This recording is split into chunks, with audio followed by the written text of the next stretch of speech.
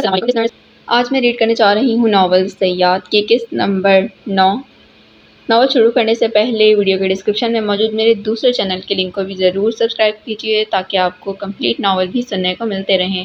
چلیے شروع کرتے ہیں۔ مسز جمیل، فصیحہ کی ماں، میں ہجر ہوں۔ اس کیس کو حل کرنے کے لیے آئی ہوں۔ آپ کی بیٹی فصیحہ کے متعلق سن کر بہت افسوس ہوا ہے مجھے، مگر آپ بے فکر رہیں، میں پوری کوشش کروں گی کہ وہ صحیح سلامت آپ تک واپس پہنچ جائے۔ ہجر ان کے قریب بیٹھ کر ان کا ہاتھ تھامتے ہوئے انہیں تسلی دینے لگی۔ انگلش میں کہی گئی ان کی بات سمجھ تو نہیں پائی تھی، مگر اس کا انداز اور فصیحہ کے نام پر ان کی آنکھوں میں آنسوؤں کی برسات ہونے لگی تھی۔ الہان ہجر کی اپنائیت بھرے انداز پر حیران ہوتا ہوا مگر اپنی حیرانی کا اظہار کرنے سے گریز کرتے ہجر کو مخاطب کرتے بولا، مس ہجر، انگلش نہیں آتی انہیں؟ اوہ، یہ تو بہت بڑا مسئلہ ہے۔ اگر یہ میری بات سمجھ نہیں پائیں گی تو جواب کیسے دیں گی؟ اس نے افسوس سے سر جھٹکا، پھر کچھ سوچتے ہوئے بولی، مسٹر سی ای او، آپ ایسا کریں کہ میری بات ٹرانسلیٹ کر کے ان تک پہنچا دیں اور ان کی بات مجھ تک۔ اس کی بات پر الہان نے سر ہلایا اور اس کی انگلش میں کہی گئی بات کا اردو ترجمہ مسز جمیل کو بتانے لگا۔ کیا یہ وہی سائیکالوجسٹ ہے جس نے باہر کے ملک سے آنا تھا؟ الہان کی بات سن کر مسز جمیل نے سوال کیا۔ یہ وہی ہے، الہان نے جواب دیا۔ اس دوران ہجر جو خاموشی سے ان دونوں کے تاثرات کا جائزہ لے رہی تھی، الہان کو مخاطب کرتے بولی، مسٹر سی ای او، ان سے پوچھئے کہ اغوا سے چند دن پہلے انہوں نے فصیحہ کے رویے میں کوئی تبدیلی محسوس کی تھی؟ الہان نے اس کی بات مسز جمیل تک پہنچائی۔ نہیں، فصیحہ کا رویہ نارمل تھا۔ مسز جمیل کی کہی گئی بات پر پھر الہان نے ہجر تک پہنچائی۔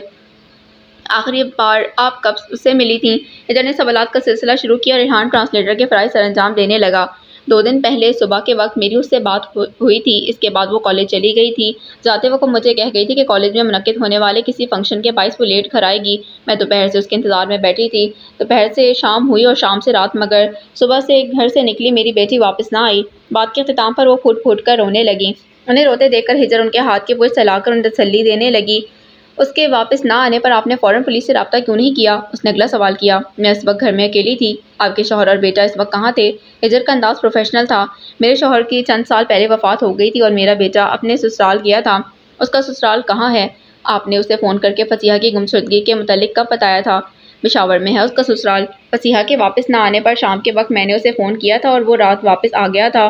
اپنے بیٹے کے واپس آ جانے کے بعد آپ نے رپورٹ درج کیوں نہیں کروائی؟ 2 دن بعد رپورٹ درج کیوں کروائی ہے؟ بیٹا، ہم سفید پوش لوگوں کے پاس صرف عزت ہی ہوتی ہے جس کے سہارے ہم اپنی ساری زندگی گزار دیتے ہیں۔ اپنی عزت بچانے کے لیے ہم 2 دن خاموش رہے اور اس امید پر بیٹھے رہے کہ شاید خود ہی واپس آ جائے، مگر آج صبح جب میرے بیٹے کو خبر ملی کہ 2 دن پہلے گلی کے کنارے پر مرے ہوئے باز کی تصویر ملی ہے تو وہ مزید خاموش نہ رہ سکا۔ الہان نے اس کے سارے جوابات ہجر تک پہنچائے۔ اس گفتگو کے دوران پولیس انسپکٹر خاموش تھا۔ کیا میں فصیحہ کا کمرہ دیکھ سکتی ہوں؟ ہجر نے اجازت مانگی۔ ضرور، سمجھ جاؤ، انہیں بہن کے کمرے میں لے جاؤ، وہ اپنے بیٹے کو مخاطب کرتے بولی جو کچھ دیر پہلے ہی گھر میں داخل ہوا تھا۔ 32 سالہ سمد ماں کی بات پر عمل کرتے خاموشی سے انہیں دوسری منزل پر بنے فصیحہ کے کمرے میں لے آیا۔ کمرے میں داخل ہوتے ہی ہجر نے طائرانہ نگاہوں سے ارد گرد کا جائزہ لیا۔ ایک دیوار کے آگے پڑا بیڈ، خستہ سی ڈریسنگ ٹیبل اور کپڑوں کے ڈھیر سے بھرا استری سٹینڈ، اس کمرے میں گنتی کی چیزیں تھیں۔ ہجر نے پاکٹ سے سرجیکل گلوز نکال کر ہاتھوں پر چڑھائے اور ڈریسنگ ٹیبل پر رکھی چیزوں کا جائزہ لینے لگی۔ سمد انہیں اوپر چھوڑ کر واپس چلا آیا تھا جبکہ الہان اور پولیس انسپکٹر کمرے کے دروازے کے قریب کھڑے خاموشی سے اس کی کارروائی دیکھ رہے تھے۔ وہ بڑی باریک بینی سے ایک ایک چیز دیکھ کر رکھ رہی تھی۔ ڈریسنگ ٹیبل کی سطح پر اسے چند سنہری رنگ کے بال ملے تھے جنہیں پولیس انسپکٹر کی جانب بڑھاتے وہ بولی، انہیں کسی پیکٹ میں ڈال لیں۔ انسپکٹر نے خاموشی سے وہ بال اس سے لے کر پلاسٹک بیگ میں ڈال لیے۔ ڈریسنگ ٹیبل کی اشیاء دیکھنے کے بعد وہ کھڑکی کی جانب بڑھی۔ اس کھڑکی کا شیشہ ٹوٹا ہونے کے باعث اسے باہر کا منظر صاف نظر آ رہا تھا اور باہر والوں کو اندر کا منظر واضح نظر آ رہا تھا۔ اس گھر کے سامنے چھوٹی سی پارک تھی اور پارک کے اس پار اونچی بلڈنگ تھی۔ سامنے والی بلڈنگ کمرشل ہے یا رہائشی ہے؟ اس نے سوال کیا۔ الہان نے اس کا سوال انسپکٹر تک پہنچایا۔ رہائشی ہے، اس میں بہت سے اپارٹمنٹ ہیں جن میں لوگ کرائے پر رہتے ہیں، پولیس انسپکٹر نے جواب دیا۔ پتہ کریں کہ اس کمرے کے بالکل سامنے جو اپارٹمنٹ ہے اس میں کون مقیم ہے، اس نے آرڈر دیا اور پھر کمرے پر ایک آخری نگاہ ڈالنے کے بعد سیڑھیاں اتر کر نچلی منزل میں آئی۔ الہان اور انسپکٹر نے بھی اس کی تقلید کی۔ آخری مرتبہ فصیحہ سے آپ کی گفتگو کس موضوع پر ہوئی تھی؟ ہجر نے مسز جمیل سے سوال کیا۔ اغوا والے دن صبح ناشتے کے وقت میری اس سے بات ہوئی تھی۔ اس دن ٹی وی پر الہان مرتضیٰ کی توسط سے آپ کے پاکستان آنے کی خبر نشر ہوئی تھی، اسی موضوع پر ہماری بات ہوئی تھی۔ ان کی بات سن کر الہان کے چہرے کے تاثرات میں کھچاؤ آیا اور جب اس نے یہ بات ہجر تک پہنچائی تو ہجر کے بھی تاثرات بدلے۔ ہر باہر وہ گفتگو بتائیں۔ ہجر کی بات کے جواب میں مسز جمیل نے اس دن فصیحہ سے ہونے والی گفتگو بتائی۔ وہ جیسے جیسے بتاتی جا رہی تھی الہان کی آنکھوں میں برہمی بڑھتی گئی۔ اسے غصہ فصیحہ پر نہیں اس نیوز چینل پر آ رہا تھا جس نے یہ خبر لیک کی تھی۔ ہجر وقتاً فوقتاً اس کے تاثرات جانچ رہی تھی۔ ان کی بات ختم ہوتے ہی ہجر نے واپسی کی راہ لی۔ گھر کے دروازے کے باہر سے رپورٹرز کا ہجوم ختم ہو چکا تھا۔ وہاں اب صرف چند پولیس والے کھڑے تھے۔ سامنے والی بلڈنگ کے اپارٹمنٹ میں رہنے والے تمام خاندان کے ریکارڈ 1 گھنٹے کے اندر اندر مجھے بھیجیں۔ گھر کے دروازے کے باہر رک کر وہ ASP رضا حمید کو مخاطب کرتے بولی۔ ٹھیک ہے میم، وہ مہذب انداز میں بولے۔ باز کی تصویر کہاں سے ملی تھی؟ اس نے اگلا سوال کیا۔ اگلی گلی کی دیوار پر چسپاں تھی باز کی تصویر، رضا نے جواب دیا۔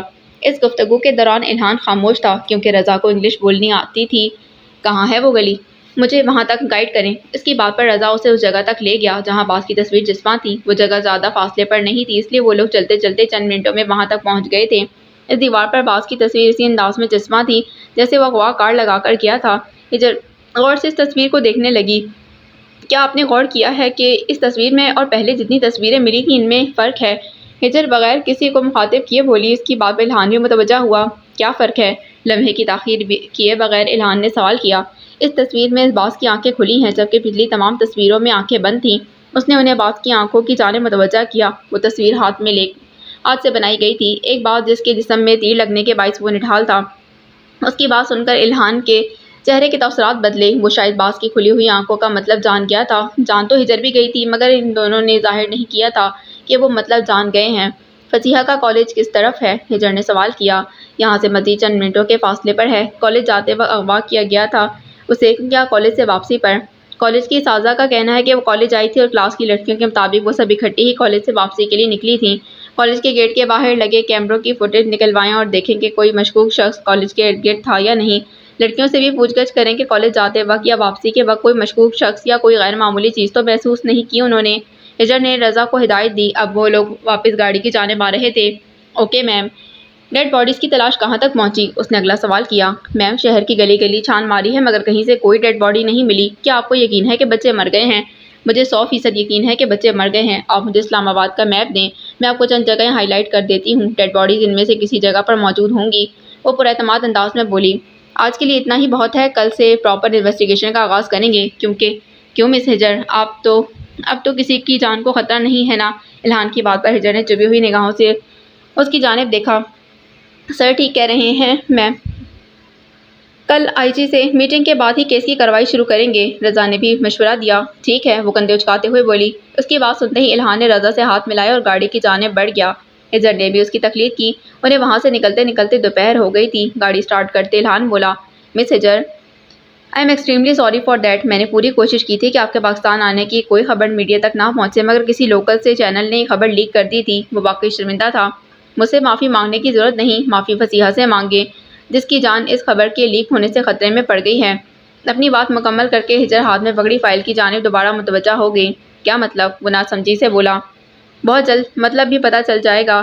اب کی بار وہ فائل سے نظر ہٹائے بغیر بولی۔ اس کا انداز دیکھ کر الہان نے ہونٹ بھینچ کر خود کو مزید کچھ کہنے سے باز رکھا۔ باقی کا راستہ خاموشی سے کٹا۔ ایک بلڈنگ کے باہر گاڑی روکنے کے بعد وہ باہر نکلا اور ٹرنک سے سوٹ کیس نکالنے لگا۔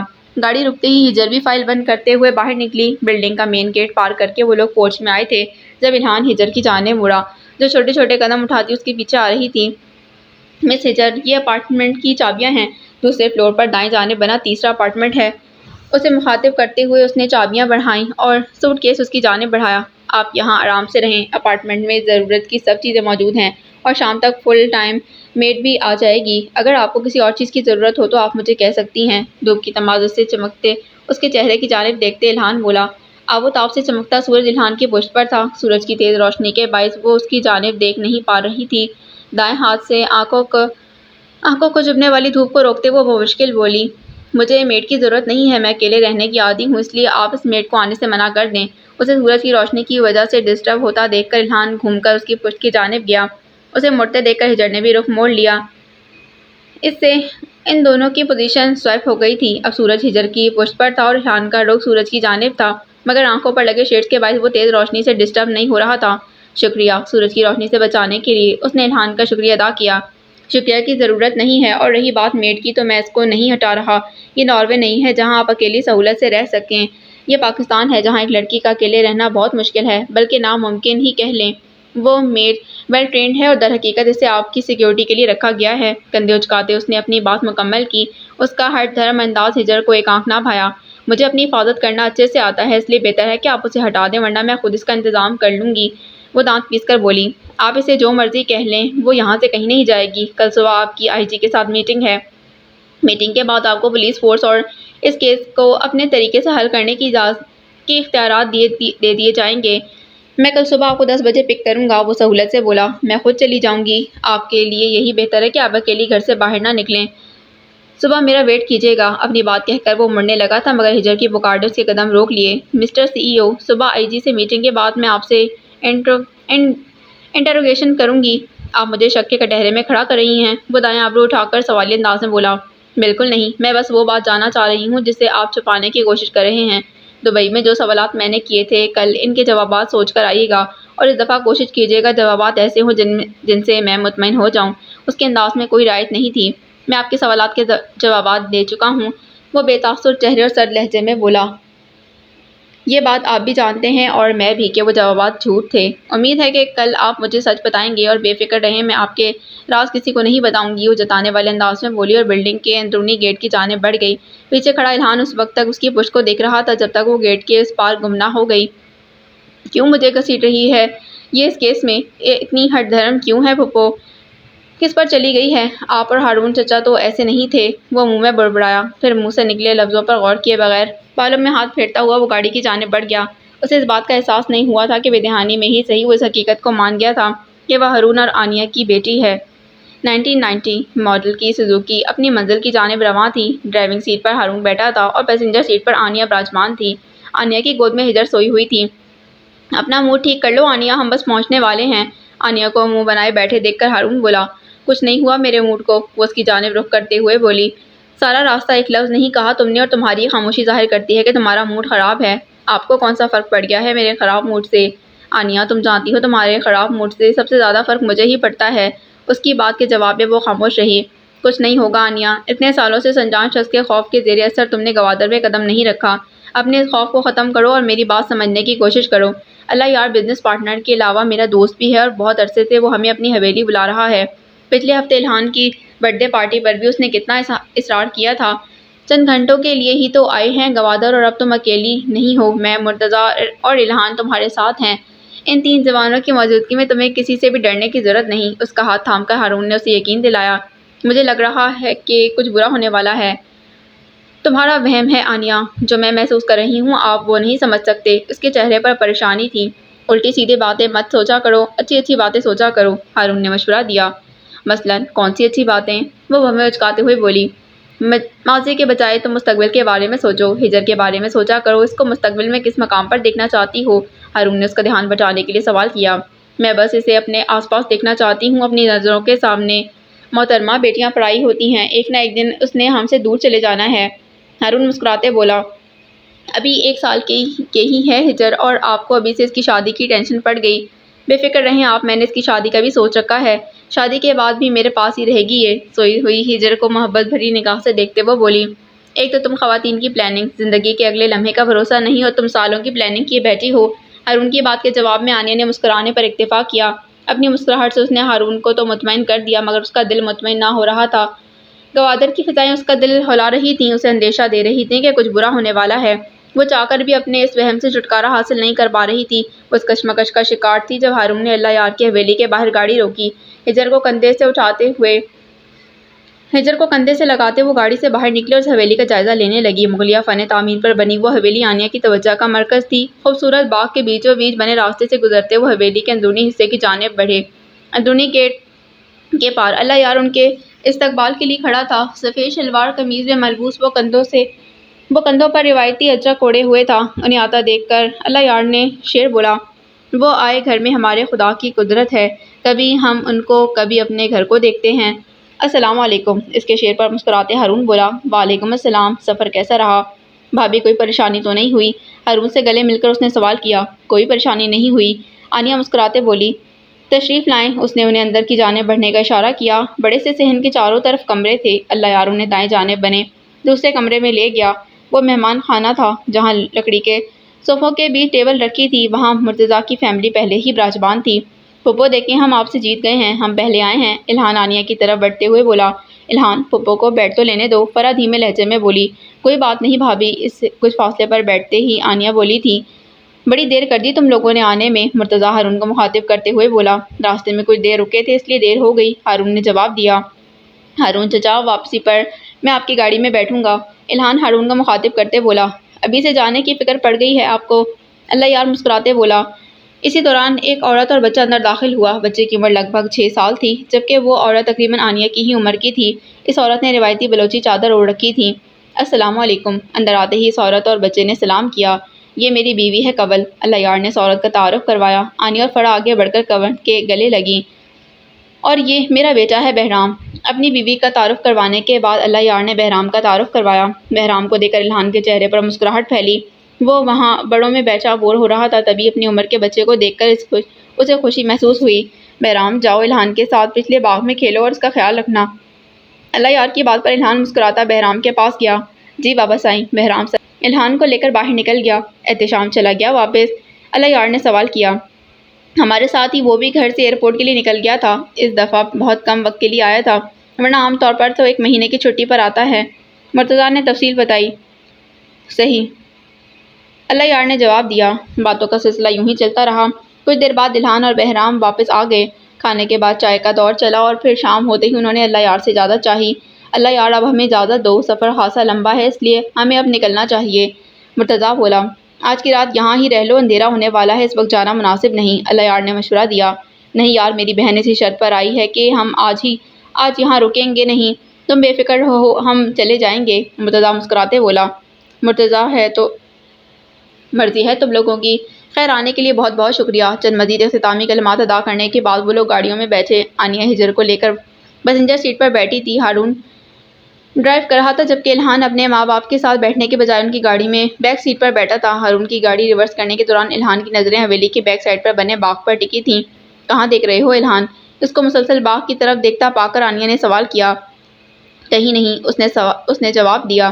اسی دوران ہارون نے گاڑی چلائی تو حویلی اور باغ بہت پیچھے رہ گیا۔ الہان اچھے بچے جھوٹ نہیں بولتے، سچ سچ بتاؤ کیا بات ہے؟ آنیہ اس کے ہر انداز سے واقف تھی کیونکہ وہ شروع سے ہی اس سے اٹیچ تھا۔ پھپھو، جب میں بہرام کے ساتھ حویلی کے باغ میں کھیلنے گیا نا، تب میں نے وہاں ایک انکل کو دیکھا، وہ پہلے کتنی دیر مجھے گھورتے رہے، پھر وہ ہچکچاتے ہوئے کہتے کہتے رک گیا۔ پھر آنیہ کا دل کانپا تھا مگر اس نے اپنا خوف ظاہر نہ ہونے دیا۔ اس نے کچھ کہا تو نہیں آپ کو؟ آنیہ نے ایک بار پھر سوال کیا۔ کہا تو کچھ نہیں تھا اور ان کے گھورنے کی وجہ سے میں اندر آ گیا۔ پھر کھانے کے بعد جب میں ڈرائنگ روم میں بنی کھڑکی سے باہر دیکھا تھا تو انکل وہاں سے کھڑے تھے، اسی پوزیشن میں کھڑے وہ، مگر اب وہ مجھے نہیں دیکھ رہے تھے۔ کس کو دیکھ رہے تھے؟ وہ اپنے خوف پر قابو پاتے بولی۔ ہارون کی گفتگو خاموشی سے سن رہا تھا۔ وہ آپ دونوں کو گھور رہے تھے؟ آپ کو کیسے پتا چلا کہ وہ ہمیں دیکھ رہے تھے؟ اب کی بار ہارون نے سوال کیا۔ وہ میرے پیچھے کسی کو دیکھ رہے تھے اور میرے پیچھے آپ اور پھپھو کھڑے تھے۔ آنیہ پریشان ہونے کی ضرورت نہیں ہے، ضروری نہیں کہ وہ وہی شخص ہو، ہارون نے آنیہ کو تسلی دی۔ اس کی بات کے جواب میں آنیہ غیر مرئی نکتے پر نگاہ جمائے خاموش بیٹھی رہی۔ اس کو سوچ میں ڈوبا دیکھ کر ہارون نے ایک ہاتھ سے اسٹیئرنگ سنبھالتے دوسرے ہاتھ سے اس کی آنکھوں کے آگے چٹکی بجائی اور یہی وہ موقع تھا جب بندوق چلنے کی آواز آئی۔ بندوق کی گولی آ کے ان کی گاڑی کے ٹائر سے لگی جس سے ٹائر پھٹا اور اسٹیئرنگ پر گرفت مضبوط نہ ہونے کے باعث گاڑی کنٹرول سے باہر نکلی۔ گاڑی کو تیز رفتار سے ایک درخت کی جانب بڑھتے دیکھ آنیہ نے زور سے ہجر کو خود سے لگا لیا۔ گاڑی درخت سے ٹکرائی اور ساتھ ہی آنیہ کی چیخ گونجی۔ اس کے بعد اس کی آنکھوں کے آگے اندھیرا چھا گیا۔ بند ہوتی آنکھوں سے جو آخری چہرہ اس نے دیکھا وہ ہارون کا تھا، اسٹیئرنگ پر ٹکا خون سے بھرا چہرہ۔ رات کے اندھیرے میں ڈوبی اس سڑک پر اب خاموشی چھا گئی۔ اس خاموشی میں ایک ہیبلا ہاتھ میں گن اٹھائے دبے قدموں سے اس گاڑی کی جانب بڑھا۔ ہجر کو ایک نظر دیکھنے کے بعد احتشام ایئرپورٹ سے واپس آ گئے تھے۔ انہیں واپس آئے کئی گھنٹے بیت گئے تھے مگر الہان تھا کہ واپس آنے کا نام نہ لے رہا تھا۔ وہ کب سے لاؤنج میں بیٹھے اس کا انتظار کر رہے تھے۔ ایلیکس بھی ان سے کچھ فاصلے پر کھڑا اپنا سسٹم اپ ڈیٹ کر رہا تھا۔ فراغت کے اس وقت کو گزارنے کے لیے انہوں نے LED آن کی اور خبروں کا چینل لگایا۔ ہیڈ لائن پر نظر پڑتے ہی انہیں پتہ چل گیا کہ اسے واپس آنے میں اتنی دیر کیوں لگ گئی ہے۔ ٹی وی یوں ہی چلتا چھوڑ کر کچن میں جا کر دوپہر کا کھانا بنانے لگے۔ دوپہر تک وہ کچن میں مصروف رہے۔ کھانا کھانے کے بعد وہ قیلولہ کرنے کے لیے اپنے کمرے میں چلے گئے۔ مغرب کے ٹائم وہ باہر نکلے تو الہان انہیں کچن میں کھانا کھاتے ہوئے دکھا۔ برخوردار، صبح سے کیا آوارہ گردی کر رہے ہو؟ خدا کا نام لیں احتشام چچا، صبح سے گھن چکر بنا ہوں، اسلام آباد کی سڑکیں ناپ رہا ہوں اور آپ کو میری مشقت آوارہ گردی لگ رہی ہے۔ تمہیں کس نے کہا کہ سڑکیں ناپو؟ احتشام مسکراتے بولے۔ کچھ مت پوچھیں مجھ سے، پہلے اس سرفری لڑکی نے آتے ہی میٹر گھما دیا ہے میرا۔ وہ جل کر بولا، اس بیچاری نے ایسا کیا کہہ دیا ہے جس سے تم جل بھن گئے ہو؟ کہنا کیا ہے؟ وہی سوالوں کے جواب چاہیے محترمہ کو۔ یہ تو میں بتا دوں گا کہ میں نے اسے کیسے اپروچ کیا، مگر یہ نہیں بتا سکتا کہ میرا اس کیس سے کیا تعلق ہے۔ تھانے سے انصاف کرتے وہ بولا، بھائی یہ تمہارا اور اس کا معاملہ ہے، میں بھلا کیا کہہ سکتا ہوں؟ ایئرپورٹ جاتے وقت آپ کو یہ خیال نہیں آیا کہ یہ میرا معاملہ ہے؟ تب تو معاملے میں ٹانگ اڑانے پہنچ گئے تھے۔ وہ دانت پیستے بولا، میں ایئرپورٹ نہیں گیا۔ احتشام نے سہولت سے جھوٹ بولا، اتنا بھی بیوقوف نہیں ہوں میں، دیکھ لیا تھا میں نے آپ کو وہاں، ایک نظر دیکھنے گیا تھا اسے۔ احتشام نے جواز پیش کیا، وہ کیا عید کا چاند ہے جسے آپ دیکھنے گئے تھے؟ حد کرتے ہیں آپ بھی احتشام چچا، اگر وہ ہم میں سے ہوگی تو دنیا کے جس مرضی کونے میں چلی جائے مڑ کر ہمارے پاس ہی آئے گی۔ مجھے جھونک کر بولا، مجال ہے جو تم میری ذرا سی بھی عزت کرتے ہو، تمہارے باپ کی عمر کا ہوں اور باتیں تم مجھے ایسے سناتے ہو جیسے تمہارے بچپن کا دوست ہوں۔ احتشام مصنوعی غصے سے بولے، وہ جان بوجھ کر اسے زج کرتے تھے، وہ چاہتے تھے کہ وہ بولے، اپنے غصے کا اظہار کرے، وہ اسے اس کے خول سے باہر نکالنا چاہتے تھے۔ شکر ہے آپ مانے تو صحیح کہ آپ بابا کی عمر کے ہیں، میری عمر کا تذکرہ تو تم رہنے ہی دو۔ یہ بتاؤ کہ کیتھی نے کب جانا ہے؟ ایئرپورٹ چھوڑ کر آیا ہوں اسے، رات کی فلائٹ ہے اس کی۔ پیٹر کے متعلق کیا مشورہ دیا تم نے اسے؟ حقیقت ہی بتائی ہے، یہی کہا کہ بندہ اچھا ہے، اسے پسند بھی کرتا ہے، کمپیوٹر پروگرامنگ کے ساتھ ساتھ روبوٹک بھی پڑھ رکھی ہے، جاب بھی اچھی ہے، مگر زندگی کو لے کر سیریس نہیں، ہر وقت اینڈی اور جارج کے ساتھ ہنسی مذاق میں لگا رہتا ہے۔ آخری والی بات بتانا ضروری تھا کیا؟ میں اسے اندھیرے میں نہیں رکھ سکتا تھا۔ کیا لگتا ہے تمہیں مان جائے گی وہ؟ مان جائے گی، کیونکہ میں نے اسے امید دلائی ہے کہ مستقبل میں اس جیسی سخت گیر بیوی پا کر اس کے سدھرنے کی قوی امکانات موجود ہیں۔ یہ تو اچھی بات ہے، اپنی شادی کے بارے میں کچھ سوچ لو۔ احتشام نے مشورہ دیا، سوچا ہوا ہے میں نے، اس نے سہولت سے جواب دیا۔ کیا سوچا ہے؟ احتشام نے پرجوش انداز میں پوچھا۔ وقت آنے پر بتاؤں گا۔ وہ وقت کب آئے گا؟ وہ ترکی بدرکی بولے، بہت جلد، وہ پر اعتماد انداز میں بولا۔ اللہ تمہاری زبان مبارک کرے، ویسے تم اتنے پر یقین کیسے ہو؟ کیونکہ 50% کام ہو گیا ہے۔ وہ کیسے؟ احتشام نے بھویں اچکا کر سوال کیا۔ لڑکا راضی ہے، بس اب لڑکی کو راضی کرنا ہے۔ اپنی بات کہہ کر وہ کمرے میں چلا گیا، جبکہ اس کی بات سن کر بے ساختہ امڑنے والی مسکراہٹ روک نہ پائے تھے۔ کچھ دیر پہلے ہی اس نے اپارٹمنٹ میں قدم رکھا تھا، شاور لینے کے بعد۔ اب وہ سوٹ کیس سے اپنا سامان نکال کر وارڈروب میں سیٹ کر رہی تھی۔ اسی دوران بیل بجنے کی آواز آئی تو کپڑے وہیں چھوڑتے ہوئے وہ دروازے کی جانب بڑی راہداری پار کرتے ہوئے وہ دروازے تک پہنچی۔ میپ ہول سے اس نے دروازے کے اس پار دیکھا، وہاں 35 سال کی مضبوط ڈیل ڈول کی ایک عورت کھڑی تھی۔ ہجر کو اندازہ ہو گیا کہ وہ میڈ ہے۔ بیزار سے تاثرات چہرے پر سجاتے اس نے دروازہ کھولا۔ السلام علیکم، میں فریحہ ہوں، الہان سر نے مجھے آپ کی مدد کے لیے رکھا ہے۔ ہجر پر نگاہ پڑتے ہی فریحہ بولی، ٹوٹی پھوٹی صحیح مگر انگلش میں بات کرتا دیکھ کر ہجر نے دل میں شکر ادا کیا۔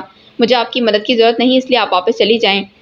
ہجر دھیمے مگر سخت لہجے میں بولی، میم سر نے کہا تھا کہ اگر آپ مجھے دھکے مار کر بھی یہاں سے نکالیں تب بھی میں یہاں سے نہ جاؤں۔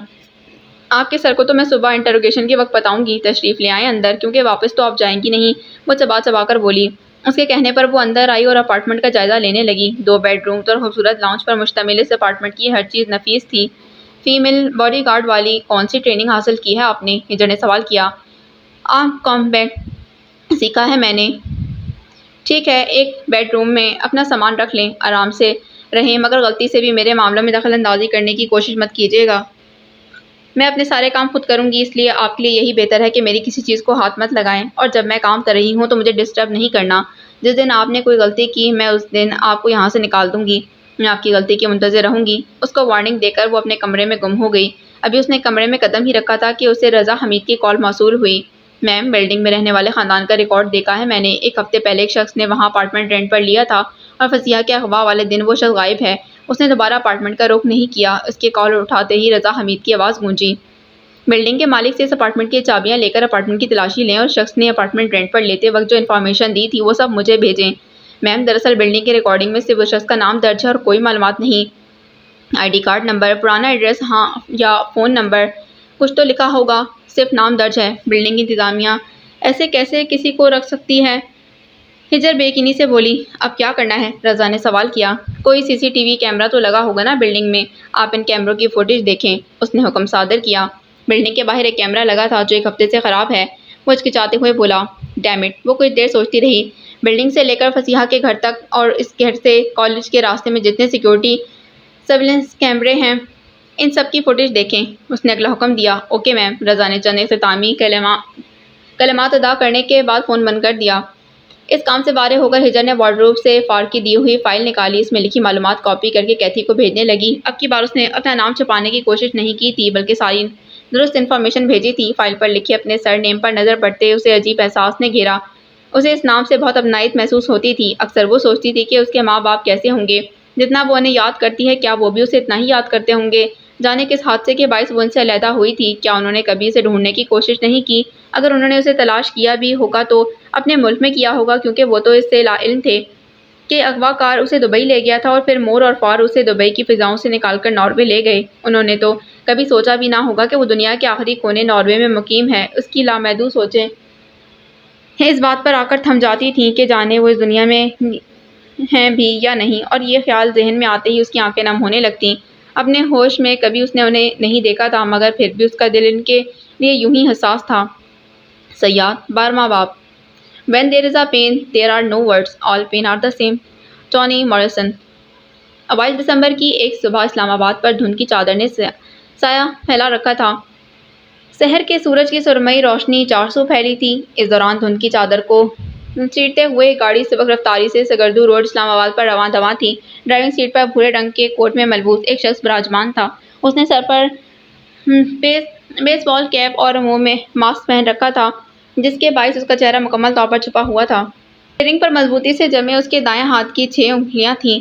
کوٹ کی سلیوز اوپر ہونے کے باعث اس کے دائیں ہاتھ کی کلائی واضح تھی۔ اس کی کلائی پر ایک نشان بنا تھا، باز کا نشان، مگر اس باز کو مارا نہیں گیا تھا، اس کے پر کاٹے گئے تھے۔ وہ نشان اس کی چمڑی کو جلا کر بنایا گیا تھا اور وہ شخص چاہ کر بھی اپنے اس وجود سے اس نشان کو مٹا نہیں پایا تھا۔ سبک رفتاری سے چلتی گاڑی ایک جھٹکے سے اپنی منزل پر رکی۔ اس کی منزل شہر کے وسط میں بنی وہ سفید عمارت تھی جو گردش دوا کے باعث اپنی اصل شکل کھو چکی تھی۔ وہ در و دیوار اب 26 سال پہلے والی چمک دمک سے محروم تھے۔ وہاں ویرانی اور یاسیس کے بادل چھائے تھے۔ گاڑی گیٹ کے باہر کھڑے کرنے کے بعد وہ شخص گیٹ پر لگا تالا کھولنے لگا۔ زد پتوں کو کچلتے ہوئے وہ سنسان لان عبور کر کے اندرونی دروازے کی جانب بڑھا۔ اس دروازے کا تالا بھی سہولت سے کھولنے کے بعد اس نے ایل وی ہاؤس کے اندر قدم رکھا۔ 11واں سال دنیا بھر کی خاک چھاننے کے بعد وہ قدم اس دہلیز پر واپس آئے تھے۔ اندر قدم رکھتے ہی اس نے ایک نگاہ گرد سے اٹے ہال پر ڈالی۔ اس ایک نگاہ میں ہال سے جڑے ہزاروں منظر اس کی آنکھوں کے سامنے ابھرے۔ سر جھٹک کر اس نے یادوں سے پیچھا چھڑایا اور پھر راہداری کے اختتام میں بنے ایک کمرے تک گیا۔ لمبی سانس ہوا کے سپرد کرتے اس نے دروازہ دھکیلا تو وہ کھلتا ہی چلا گیا۔ صبح کی سنہری روشنی کے باعث اندر کا منظر واضح تھا۔ اس نے آگے بڑھ کر کھڑکیوں کے پردے برابر کیے اور پھر بیڈ سے کچھ فاصلے پر بنی کلوزٹ کھولی۔ ایک دراز کے اندر سے اس نے بوسیدہ کتاب نکالی۔ وہ کتاب در حقیقت انگلش سے اردو ڈکشنری تھی جو سالوں پرانی تھی۔ ڈکشنری کو دیکھ کر شخص کی آنکھوں میں نمی آئی۔ گھٹنوں کے بل وہ گرد آلود فرش پر بیٹھا اور کتاب پر نگاہ ٹکاتے خود کلام ایک انداز میں بولنے لگا۔ آپ کو مجھ سے دور گئے بہت عرصہ بیت گیا ہے۔ میں نے سوچا بھی نہیں تھا کہ آپ کے بغیر جی پاؤں گا، مگر آپ سے کیے گئے وعدے کو پورا کرنے کے لیے اب تک زندہ ہوں۔ وہ ماضی میں گم ہونے لگا۔ اس دن اس شخص نے ہمیں بچا لیا تھا، ہم اس قید سے آزاد ہو گئے تھے۔ اپنی بیٹی سے ملنے کے لیے آپ کس قدر خوش تھیں۔ پھر جب آپ کو بتایا گیا کہ آپ کی بیٹی لاپتہ ہے تو آپ کی ہمت ٹوٹ گئی۔ وہ عورت جو 8 سال قید میں رہنے کے باوجود بھی باہمت رہی، اپنی بیٹی کے اغوا کا سن کر ہمت ہار گئی۔ آپ صرف اپنی بیٹی سے ملنے کی امید میں قید کی سختیاں برداشت کرتی آئی تھیں اور اس کے اغوا کا سن کر آپ کی امید ٹوٹ گئی۔ ڈاکٹرز کا کہنا تھا کہ آپ کے دماغی سیلز ختم ہو گئے ہیں اور آپ کا دماغ سکڑ گیا، جس کی وجہ سے آپ کی موت واقع ہوئی، مگر میں جانتا ہوں کہ امید ٹوٹنے کے باعث آپ کی سانسوں کی ڈور بھی ٹوٹ گئی تھی۔ آپ مجھے چھوڑ گئیں یہ جانتے ہوئے بھی کہ یہ دنیا میرے لیے اجنبی تھی۔ قید سے پہلے جو 4 سال میں نے اس دنیا میں گزارے اس کے متعلق مجھے کچھ یاد نہیں۔ میری فرسٹ میموری اس قید خانے کی ہے جہاں مجھے زنجیریں ڈال کر رکھا گیا تھا، جہاں اس شخص نے میری جلد جلا کر یہ باز کا نشان میری کلائی پر بنایا تھا۔ ایسا ہی ایک نشان آپ کے ہاتھ پر بھی تھا، بلکہ یہ نشان ہر اس قیدی کے ہاتھ پر تھا جس کا اس شخص سے واسطہ پڑا تھا۔ وہ شخص واپس آ گیا ہے، مگر وہ واپس کیسے آ سکتا ہے؟ وہ تو مر گیا تھا، ہے نا؟ پھر یہ کون ہے؟ یہ وہ سوال تھا جس کے ذہن میں آتے ہی اس کا دماغ معاف ہو جاتا تھا، کیونکہ اس سوال کا جواب اس کے پاس نہیں تھا۔ ڈکشنری پر ہاتھ پھیرتے ہوئے وہ پھر سے بے ربط انداز میں بولنے لگا۔ قید کے آخری دن آپ نے اس کتاب پر میرے لیے جو پیغام لکھا تھا اسے پڑھنے کی ہمت میں آج تک نہیں کر پایا۔ اس دن کے بعد سے میں نے اس کتاب کو نہیں کھولا، کیونکہ پڑھنے والا منہ موڑ لے تو پڑھنے کا دل نہیں کرتا۔ پڑھنے کا دل نہیں کرتا۔ صرف یہ کتاب لینے کے لیے اتنے سالوں بعد میں نے اس دہلیز پر قدم رکھا ہے۔ سوچا تھا کہ اس پر لکھا پیغام پڑھوں گا، مگر اب شدت سے احساس ہو رہا ہے کہ اس پیغام کو پڑھنے کا حق میں کھو چکا۔ ندامت کا ایک آنسو اس کی آنکھ سے گرا جو اس کتاب میں جذب ہو گیا۔ اس کے کندھے پچھتاوے کے بوجھ سے جھکے تھے۔ کچھ لمحے وہ یوں ہی سر جھکائے بیٹھا رہا۔ پھر جب سر اٹھایا تو آنکھوں کی سرد مہری لوٹ آئی تھی۔ اس نے ان لمحوں میں اپنے سارے احساسات پر قابو پا لیا تھا۔ کتاب تھامے وہ اٹھا اور کمرے سے باہر نکل گیا۔ راہداری سے گزر کر وہ اندرونی دروازے سے باہر نکلا اور پھر اپنی گاڑی کی جانب بڑھ گیا۔ گاڑی میں بیٹھتے ہی اس نے اپنی دائیں کلائی پر سیاہ بینڈ چڑھایا۔ وہ اپنی کلائی پر بنے بازو کے نشان کو چھپانے کے لیے ہمیشہ یہ بینڈ پہنتا تھا۔ بینڈ چڑھانے کے بعد اس نے منہ پر سے ماسک اور سر پر سے کیپ ہٹائی تو اس کا چہرہ واضح ہوا۔ اس کی ڈارک براؤن آنکھوں اور نقوش شناسہ سے تھے۔ رنگ ٹون بجنے پر ہجر جو بالوں کو بلو ڈرائی کرنے میں مصروف تھی، فون کی جانب متوجہ ہوئی۔ بلو ڈرائر ڈریسنگ ٹیبل پر رکھ کر اس نے بیڈ پر رکھا فون اٹھایا۔ اسکرین پر مسٹر سی ای او جگمگا رہا تھا۔ اس نے کال ریسیو کرنے کے لیے ہاتھ بڑھایا ہی تھا کہ کال ڈراپ ہو گئی۔ ایک نظر اس نے گھڑی کی جانب دیکھا جو صبح کے 10 بجا رہی تھی۔ پھر کھڑکی سے پردہ ہٹا کر باہر جھانکا۔ الہان کی گاڑی بلڈنگ کے باہر کھڑی تھی۔ دیکھ کر وہ فون کال کا مقصد سمجھ گئی تھی۔ پردے برابر کر کے اس نے شیشے میں نظر آتے اپنے عکس کو دیکھا۔ وائٹ پلین شرٹ اور بلیک فارمل پینٹ کوٹ میں ملبوس وہ مکمل پروفیشنل وومن لگ رہی تھی۔ سائڈ ٹیبل سے اس نے اپنا فون اور والیٹ اٹھا کر پاکٹ میں رکھا، پھر اپنے کمرے کا دروازہ لاک کر کے وہ لاؤنج میں آئی۔ فریحہ میڈ جو کچن میں کھڑی اپنے لیے ناشتہ بنانے میں مصروف تھی، اسے مخاطب کرتے بولی، میم آپ ناشتہ کریں گی؟ میں ناشتہ کر چکی ہوں۔ اس کی بات کا جواب دے کر وہ اپارٹمنٹ سے نکل گئی۔ بلڈنگ کے اندرونی دروازے سے اس نے قدم باہر رکھا ہی تھا جب اس کی نظر مین گیٹ کے بالکل آگے کھڑے الہان کی گاڑی پر پڑی۔ اسے آتے دیکھ کر الہان نے فرنٹ سیٹ کا دروازہ وا کیا۔ مناسب قدم اٹھاتے وہ فرنٹ سیٹ پر آ بیٹھی۔ السلام علیکم، الہان نے سلام کیا۔ ہجر کے جواب سے وہ اندازہ لگانا چاہتا تھا کہ ہجر مسلمان ہے یا نہیں۔ وعلیکم السلام، وہ عام سے انداز میں بولی۔ آپ مسلم ہیں؟ اس کے سوال پر ہجر نے ایک نگاہ اس پر ڈالی۔ اس کی وہ نگاہ الہان کو بہت اچھے سے یہ باور کروا گئی کہ اس سے ذاتی سوال کرنے کا وہ کوئی حق نہیں رکھتا۔ آپ نے سلام کا جواب دیا تھا اس لیے میں نے پوچھا، اس نے وضاحت دی۔ یہاں سب ایک دوسرے سے یوں ہی گریٹ کرتے ہیں، اس لیے وعلیکم السلام کہا تھا میں نے، وہ کندھے اچکا کر بولی۔ اپنے مذہب کے متعلق سوال کا جواب دینا اس نے ضروری نہیں سمجھا۔ اس کی بات پر الہان نا امید ہوا۔ اس کے سلام کا جواب دینے سے اسے لگا تھا کہ شاید وہ مسلم ہے، شاید اغوا ہونے کے بعد وہ مسلم فیملی کو ملی تھی، شاید وہ ناروے کی 1% مسلم آبادی میں سے تھی، مگر اس کی بات نے الہان کی امیدوں پر پانی پھیر دیا۔ ٹھیک، وہ بس اتنا کہہ پایا تھا، باقی کا راستہ خاموشی سے کٹا۔ پولیس ہیڈ کوارٹر کے باہر گاڑی رکنے پر وہ دونوں باہر نکلے۔ دایاں ہاتھ کوٹ کی جیب میں ڈال کر مضبوط قدم اٹھاتا الہان اور اس سے کچھ فاصلے پر چلتی ہجر بہت سی نگاہوں کا مرکز تھے، مگر وہ دونوں کسی کو خاطر میں لائے بغیر سیدھا آئی جی کے آفس کے باہر رکے۔ وردی میں ملبوس اس شخص کو مخاطب کرتے الہان بولا، سر اندر ہیں؟ جی اندر ہی ہیں، آپ کا انتظار کر رہے ہیں، اس شخص نے جواب دیا۔ الہان کیس کے سلسلے میں ایک مرتبہ پہلے بھی آئی جی سے مل چکا تھا۔ وہ تب احتشام چچا کے توسط ان سے ملا تھا۔ احتشام چچا کی آئی جی سے اچھی جان پہچان تھی۔ پولیس آفیسرز کی بات پر سر ہلاتے ہوئے اس نے آفس کا دروازہ نوک کیا۔ کم ان، دروازے کے اس پار سے روبدار آواز آئی۔ السلام علیکم سر۔ آگے بڑھ کر پولیس وردی میں ملبوس ایک صحت مند شخص سے ہاتھ ملاتے وہ بولا، وعلیکم السلام، تشریف رکھیں۔ وہ کرسیوں کی جانب اشارہ کرتے ہوئے بولے، سر یہ ہیں مس ہجر۔ اس نے تعارف کروایا۔ پاکستان میں خوش آمدید مس ہجر، اس کیس کو حل کرنے کے لیے ہماری مدد کرنے کا شکریہ۔ اب کی بار وہ ہجر سے مخاطب تھے۔ یہ میری ڈیوٹی ہے سر۔ گڈ۔ کیس کے متعلق جو ازمپشن آپ نے پیش کی وہ الہان نے بتائی ہیں مجھے، اور انہیں سن کر میں آپ کی قابلیت سے متاثر ہوئے بغیر نہیں رہ سکا۔ رہی بات کیس کی پروسیڈنگ کی تو آپ بے فکر ہو کر تفتیش کا آغاز کریں۔ آپ کو عارضی طور پر ہماری اسپیشل برانچ یعنی کرائم برانچ کا ہیڈ مقرر کیا گیا ہے۔ پولیس فورس کی کرائم برانچ اس کیس میں آپ کو اسسٹ کرے گی اور عام پولیس میں سے اے ایس پی رضا حمید کی ٹیم آپ کی مدد کرے گی۔ یہ رہی آپ کی گن اور آپ کا بیج۔ انہیں دراز سے نکال کر گن اور بیج میز پر رکھا۔ اس بیج پر کرائم برانچ کا لوگو بنا تھا۔ آپ کی باقی باتیں تو ٹھیک ہیں، مگر کرائم برانچ کا ہیڈ بننے والی بات پر میں متفق نہیں ہوں۔ میرا کام صرف پولیس کو مجرم کے اگلے قدم سے آگاہ کرنا ہے۔ ایکشن لینا پولیس کی ذمہ داری ہے۔ میں کرمنل پروفائلر نہیں، کرمنل سائیکالوجسٹ ہوں، اس لیے ہیڈ کے فرائض میں سر انجام نہیں دے سکتی، اور یہ گن اور بیج میں نہیں لے سکتی۔ وہ رسانیت سے بولی، دیکھیں ہجر، میں اور آپ جانتے ہیں کہ آپ کو یہ کیس سونپا گیا ہے، مگر باقی لوگوں کو یہ معلوم نہیں ہے نا۔ اگر آپ کوئی بھی قدم اٹھاتی ہیں تو وہ سوال کریں گے، یہ اختیارات کس نے سونپے آپ کو؟ انہی سوالات کے پیش نظر آپ کو عارضی طور پر کرائم برانچ کا ہیڈ مقرر کیا گیا ہے۔ یہ بیج اور گن کرمنل سائیکالوجسٹ کو نہیں، کرائم برانچ کے ہیڈ کو دیے جا رہے ہیں۔ آپ نے ماضی میں کچھ عرصہ کرائم انویسٹیگیشن ڈپارٹمنٹ میں کام کیا ہے، اس لیے آپ کو یہ ذمہ داری سونپی گئی ہے۔ میز پر رکھی گن اور بیج اس کی جانب بڑھاتے ہوئے وہ گویا ہوئے۔ اس کے منہ سے اپنے ماضی کے متعلق سن کر اس نے ایک سخت نگاہ خود سے کچھ فاصلے پر بیٹھے الہان پر ڈالی۔ اسے اس بات کا 100% یقین تھا کہ الہان نے ہی آئی جی کو یہ بتایا ہوگا کہ اس نے کچھ دیر کرائم انویسٹیگیشن ڈپارٹمنٹ میں کام کیا ہے۔ ٹھیک ہے، اس نے بحث کرنا ضروری نہیں سمجھا۔ آئے میں آپ کو بیورو تک چھوڑ آؤں، کہتے ساتھ ہی وہ اپنی جگہ سے اٹھے اور دروازے کی جانب بڑھے۔ ہجر اور الہان نے بھی ان کی تقلید کی۔ مختلف راہداریوں سے گزرنے کے بعد وہ انہیں ایک دروازے تک لائے۔ دروازے کے باہر واضح حروف میں کرائم برانچ لکھا تھا۔ شیشے کی دیوار کے اس پار بہت کاؤنٹر تھے جس پر گھریلو کپڑوں میں ملبوس مختلف لوگ بیٹھے تھے۔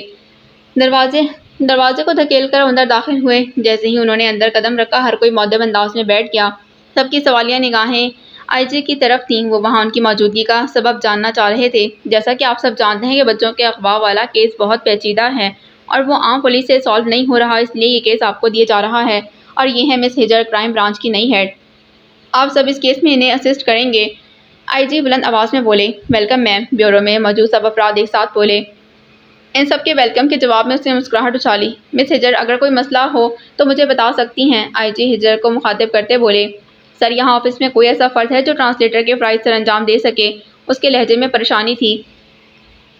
اس بیورو میں موجود سبھی افراد انگلش سمجھ سکتے ہیں اور اگر آپ کو ٹرانسلیٹر کی ضرورت پڑے تو آپ کسی کو بھی کہہ سکتی ہیں، بلکہ الہان مدد کرے گا آپ کی۔ کیوں الہان، کیا کہتے ہو؟ انہوں نے مشورہ دیا۔ ضرور سر، الہان نے حامی بھری۔ ٹھیک ہے، وہ بیورو پر تائرانہ نگاہ ڈالتے بولی۔ رمشا، آئی جی نے آفس کی لڑکی کو مخاطب کیا۔ ان کی پکار پر دوسرے ڈیسک پر بیٹھی لڑکی متوجہ ہوئی۔ میم اور سر کو بیورو کا وزٹ کرواؤ، پھر انہیں ان کے آفس تک چھوڑ دینا، انہوں نے رمشا کو ہدایت دی۔ اوکے سر، رمشا مؤدب انداز میں بولی۔ میں چلتا ہوں اب۔ کیس حل میں آپ کے لیے اللہ اس کیس کے حل میں آپ کے لیے آسانیاں پیدا کرے۔ وہ دعا دے کر بیورو سے باہر نکل گئے۔ آئے میم۔ ان کے جانے کے بعد رمشا بیورو دکھانے لگی۔ مختلف ڈپارٹمنٹ دکھانے کے بعد وہ کانفرنس روم کے باہر رکے۔ جب ہجر رمشا کو مخاطب کرتے بولی، مس رمشا، اگلے 10 منٹ میں سب کو کانفرنس روم میں اکٹھا کریں۔ اسے آرڈر دینے کے بعد وہ کانفرنس روم کا دروازہ وا کر کے اندر چلی گئی۔ الہان بھی اس کے پیچھے اندر بڑھ گیا۔ رمشا اس کا آرڈر سن کر مستعدی سے سب کو انفارم کرنے کے لیے چلی گئی۔ سفید روغن سے رنگی دیواروں والے کانفرنس روم میں خاموشی چھائی تھی۔ روم کے وسط میں راؤنڈ ٹیبل تھی جس کی ایک چیئر پر ہجر بیٹھی جبکہ الہان دیوار کے ساتھ ٹیک لگائے کھڑا تھا۔ ٹیبل کے سامنے والی دیوار پر LED تھی اور LED سے کچھ فاصلے پر سافٹ بورڈ تھے۔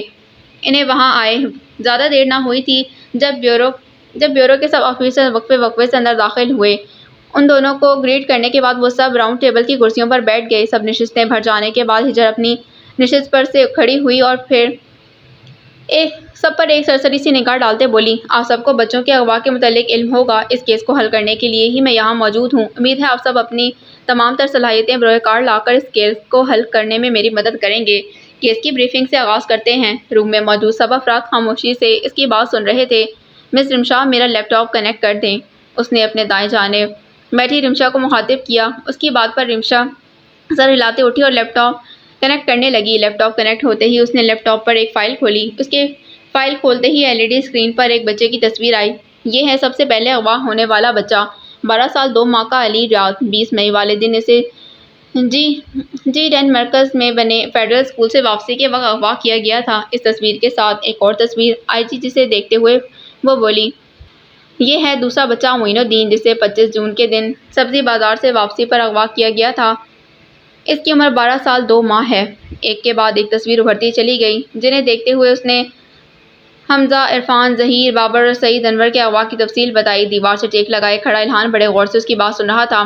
اگر ہم اغوا ہونے کی تاریخ اور بچوں کی عمر پر غور کریں تو یہ بات بالکل واضح نظر آتی ہے کہ حمزہ، عرفان اور ظہیر بابر کے اغوا کے دوران ایک اور بچہ اغوا ہوا ہے، مگر اس بچے کے اغوا کی رپورٹ درج نہیں کروائی گئی۔ اغوا کی رپورٹ درج نہ کروانے کی کیا وجہ ہو سکتی ہے؟ اس نے سوالی انداز میں پوچھا۔ ہو سکتا ہے کہ اس بچے کے والدین زندہ نہ ہوں، روم میں موجود افراد میں سے ایک بولا۔ والدین نہیں ہیں مگر کوئی نہ کوئی رشتہ دار تو ہوگا نا جو پولیس کو اطلاع کر سکے، اس کے بائیں جانب بیٹھی لڑکی بولی۔ یوں ہی ایک کے بعد دوسرے اور دوسرے کے بعد تیسرے شخص نے اپنی رائے کا اظہار کیا۔ ہجر توجہ سے ان سب کی رائے سن رہی تھی۔ اغوا کی رپورٹ درج نہ ہونے کے پیچھے سب سے قابل غور پاسبلٹی یہ ہے کہ بچہ یتیم خانے میں رہائش پذیر ہوگا۔ اس کے غائب ہونے پر اپنی ریپوٹیشن بچانے کے لیے آرفنیج کی انتظامیہ نے اغوا کی رپورٹ درج نہیں کروائی۔ سب کی رائے سن کر وہ اس نتیجے پر پہنچی۔ اسی بات کو مدنظر رکھتے ہوئے اسلام آباد میں موجود سبھی آرفنیج میں تفتیش کے لیے جانا ہوگا۔ اوکے میم، سب ایک ساتھ بولے۔ اغوا کے مقام کی طرف آتے ہیں۔ اغوا کے مقامات مختلف ہیں مگر ان سب میں ایک چیز کامن ہے، اغوا کا کوئی بھی مقام سنسان نہیں ہے۔ اسکول سے واپسی پر سبزی منڈی ہو یا پھر روٹ کی بس ان سب جگہوں پر رش ہوتا ہے۔ اگر ان جگہوں پر کوئی بچے کو زبردستی اغوا کرنے کی کوشش کرے تو عین ممکن ہے کہ لوگ متوجہ ہو جائیں، کوئی نہ کوئی چشمدید گواہ ہو، مگر ان پانچوں اغوا میں سے کوئی ایک بھی گواہ سامنے نہیں آیا۔ ان سب کو دیکھتے ہوئے میں اس نتیجے پر پہنچی ہوں کہ وہ ایک لمحے کے لیے رکی۔ سب کے چہروں پر تشویش ابھری۔ بچہ اپنی مرضی سے اغوا کار کے ساتھ روانہ ہوا ہے۔ اگر اس کے ساتھ زبردستی کی جاتی تو شور مچاتا اور کوئی نہ کوئی اسے اغوا ہوتے دیکھ لیتا۔ بچہ بغیر کوئی شور کیے اغوا کار کے ساتھ گیا ہے کیونکہ وہ اس سے واقف تھا۔ اس کے خیال میں بچے کا اغوا کار کے ساتھ کیا تعلق ہے؟ ہجر نے استفسار کیا۔ اغوا کار بچے کا قریبی رشتہ دار ہو سکتا ہے، وہ بچے کا استاد ہو سکتا ہے، وہ بچے کا دوست ہو سکتا ہے، بچے کا ہمسایہ، کوئی اس کے علاقے کا شخص ہو سکتا ہے۔ سب نے اپنی اپنی رائے کا اظہار کیا۔ ان کی رائے سننے کے بعد ہجر بولی، اغوا کار کا بچے سے کیا رشتہ ہے؟ یہ ہمیں بچے کے گھر والے سے مل کر ہی پتہ چلے گا۔ سب اغوا دن کی روشنی میں کیے گئے ہیں، جس سے ظاہر ہوتا ہے کہ اغوا کار بہت بے خوف اور پراعتماد ہے۔ وہ جانتا ہے کہ دن کی روشنی میں جرم کرنے کے بعد وہ پکڑا نہیں جائے گا۔ روم میں موجود سبھی افراد اس سے متفق تھے کہ اس کے ایک اہم حصے کی جانب آتے ہیں اور یہ اہم حصہ باز کی تصویر۔ کہتے ساتھ ہی ہجر نے لیپ ٹاپ پر کچھ کیز دبائیں تو مرے باز کی تصویر LED کی اسکرین پر ابھری۔ اس تصویر کو دیکھ کر یہ اندازہ لگایا جا سکتا ہے کہ اسے ہاتھ سے بنایا گیا تھا۔ اس کی بات سے روم میں موجود سبھی افراد نے تائیدی انداز میں سر ہلایا۔ الہان خاموشی سے اس کی کارروائی دیکھ رہا تھا۔ شروع والے سب کیسز میں اغوا کار اسپیسیفک رہا ہے۔ اس نے اپنے شکار کا چناؤ بہت سوچ سمجھ کر اور پلاننگ کے تحت کیا ہے۔ تقریباً 1 مہینے کے فرق سے بچے اغوا ہوئے اور اس 1 مہینے کے دوران وہ سوچ سمجھ کر اپنے اگلے شکار کو چنتا ہے۔ اس کے ساتھ جان پہچان بڑھانا، اسے اپنی باتوں میں پھنسانا، اس کا اعتماد جیتنا اور پھر اسے اغوا کرنا، یہ سب کام وہ 1 مہینے کے وقفے کے دوران کرتا ہے۔ 5 بچوں کے اغوا کو دیکھتے ہوئے ہم اس نتیجے پر پہنچتے ہیں کہ اغوا کار اسپیسیفک اور دماغ کی بات ماننے والا ہے، مگر حال ہی میں ہونے والی لڑکی کی اغوا پچھلے 5 کیسز سے مختلف ہے۔ اس کے خیال میں بچے کی بجائے لڑکی کو شکار کرنے کی وجہ کیا ہے؟ ہجر نے سوال کیا، مگر سوال کے جواب روم میں خاموشی چھا گئی۔ اس لڑکی کا شکار اس نے پلاننگ کے تحت نہیں، کسی جذبے کے باعث کیا ہے۔ خاموشی میں الہان کی آواز گونجی۔ اس کی بات پر ہجر کو تعجب ہوا کیونکہ اسے امید نہیں تھی کہ وہ جواب دے گا۔ مسٹر CEO بالکل ٹھیک کہہ رہے ہیں۔ اغوا کار نے یہ اغوا جذبات کی رو میں بہہ کر کیا ہے۔ جس دن میرے پاکستان آنے کی خبر لیک ہوئی تھی، اس کے کچھ گھنٹوں بعد اس لڑکی کو اغوا کیا گیا۔ اس کا مطلب ہے کہ اسے میرا یہاں آنا ناگوار گزرا ہے۔ اپنی اس ناگواری کے اظہار کے طور پر اس نے فصیحہ جمیل کو وکٹم بنایا ہے۔ اس سب کے پیش نظر ہم یہ کہہ سکتے ہیں کہ اغوا کار اسپیسیفک سے جنرل کی طرف بڑھ رہا ہے۔ اب وہ اپنے وکٹم کو رینڈم طور پر چنے گا، بغیر کسی پلاننگ کے۔ ہم کوئی بھی اندازہ نہیں لگا سکتے کہ اس اگلا شکار لڑکا ہوگا، لڑکی یا پھر کوئی بچہ، وہ بلند آواز میں بولی۔ اس کے اسپیسیفک کے بجائے جنرل وکٹم کو چننا تشویشناک بات ہے کیونکہ اب اسے وکٹم کا اعتماد جیتنے کے لیے 1 مہینے کا وقفہ درکار نہیں ہوگا۔ اس سے پہلے وہ اپنا شکار ڈھونڈے، ہمیں اسے پکڑنا ہے، وہ عزم سے بولی۔ تمام کیسز کو مدنظر رکھ کر ہم یہ کہہ سکتے ہیں کہ اغوا کار یعنی کہ ان نون سبجیکٹ مڈل ایج مین ہے۔ وہ لوکل بندہ ہے۔ اس کی لنگوسٹک ایبلٹی یعنی بولنے کی صلاحیت بہت اچھی ہے۔ بہت جلد وہ دوسروں کو اپنی باتوں میں پھنسا لیتا ہے۔ اس کی شکل و صورت ایوریج ہے اور وہ اپنی اس خاصیت کے باعث وہ دوسروں کی نظروں میں نہیں آتا۔ اس کی ڈرائنگ بہت اچھی ہے۔ ہمیں کسی ایسے شخص کو تلاش کرنا ہے جس میں یہ سب خصوصیات موجود ہوں۔ ہجر نے ان سب کا خاکہ پیش کیا۔ بچوں کو اغوا کرنے کا مقصد کیا ہے؟ یہ وکٹمز کی ڈیڈ باڈیز دیکھنے کے بعد ہی پتہ چلے گا۔ اس کی بات کے دوران ہی ٹیبل پر پڑے اس کے موبائل کی اسکرین روشن ہوئی۔ فون سائلنٹ پر تھا، تبھی آواز نہیں آئی تھی۔ آگے ہو کر اس نے فون اسکرین کی جانب دیکھا جس پر رضا حمید کا نام جگمگا رہا تھا۔ سوری، کال اہم ہے اس لیے میں مس نہیں کر سکتی۔ ان سب سے معذرت کر کے وہ ہاتھ میں فون لے کر کانفرنس روم سے باہر آ گئی۔ جی آفیسر، کوئی خبر ملی؟ فون اٹھاتے ہی وہ بولی۔ میم، کیمروں کی فوٹیج میں نے دیکھی مگر کچھ نہیں ملا۔ کالج کے باہر پوچھ گچھ کے دوران ایک گواہ سامنے آیا ہے۔ دوسری جانب سے جواب آیا، ویل ڈن، میں اپنی ٹیم کو بھیجتی ہوں، وہاں وہ گواہ کا بیان ریکارڈ کر لیں گے۔ کہتے ساتھ ہی ہجر نے فون بند کیا اور ساتھ ہی فون کو سائلنٹ سے ہٹا دیا کیونکہ کبھی بھی کوئی ضروری کال آ سکتی تھی۔